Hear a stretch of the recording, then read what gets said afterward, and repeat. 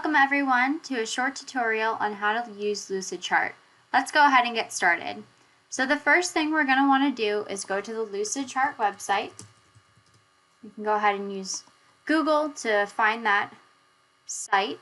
Then we're going to want to click on Lucid Chart.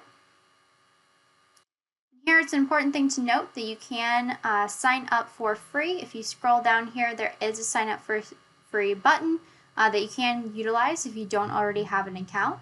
I do for the purposes of our tutorial today, so I'm actually already logged in. And so we're going to go ahead and then click on Documents in the right-hand corner. And what this will do is it will take you to the main page where it's really nice, and that Lucid Chart does save all of your work and displays it on this dashboard as shown once it gives it a second to load here. And so for our purposes today, we are going to click on this blue button to go ahead and start our blank Lucid Chart. We're going to click on the Lucid Chart document. And then once we have entered into our blank Lucid Chart, we can see that there are a variety of tools on this left-hand side as well as up on the top here for us to go ahead and create our new Lucid Chart. And so today we'll be making the process of scheduling classes at Miami University.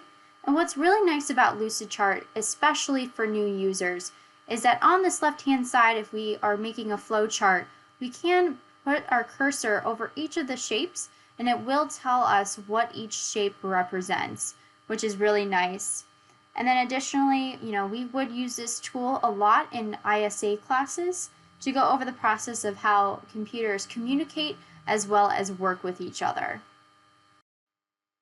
So to start our Lucid Chart of how to schedule classes at Miami University, we're first going to start by under the flow chart by selecting the process square here, and we can just go ahead and grab it and slide it over to our workspace.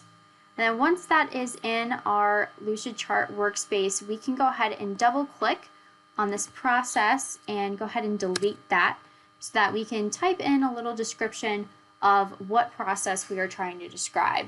So as always, when first scheduling with classes, it's always a good idea to meet with an academic advisor and review credit hours taken as our first step here. And then to go ahead and move on as well as showcase the connection between our two processes that we're going to describe today, we can utilize this line arrow. We can drag it on here and it will connect to our process chart here, and we can go ahead and drag that down just so we have a little bit more space to go through the entire process.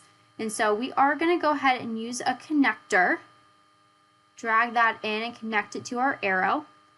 We can also drag outwards just so there's a little bit more space to go ahead and describe that process that we want to in this, as well as again we can double click, delete that, and we're going to describe the connection between both processes by consulting with an academic advisor for a time slot to go ahead and schedule.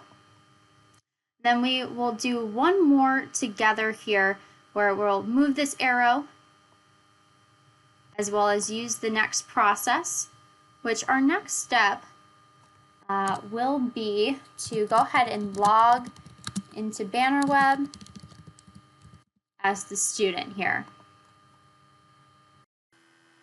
It is also important to note here that as we're describing our different processes and going through all the steps that go into scheduling at Miami University, we can also utilize these diamond shapes here to showcase decisions.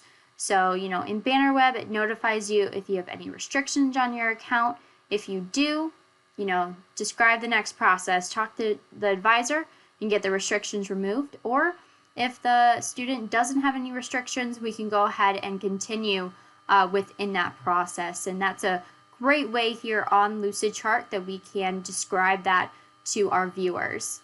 The other important thing I'd like to note is that we can utilize flowcharts within Lucidchart, but we can also utilize it for brainstorming. If we look at this standard section, we can go ahead and pull this sticky note here.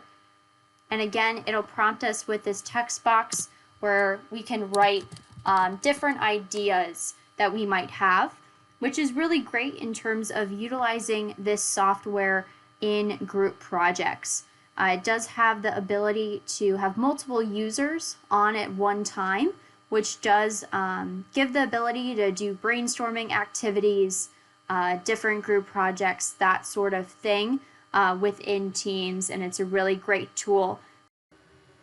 This was a very short introduction in terms of how to go ahead and use Lucidchart for flowcharts as well as brainstorming activities. I hope you enjoyed our tutorial today, and of course, thanks for watching.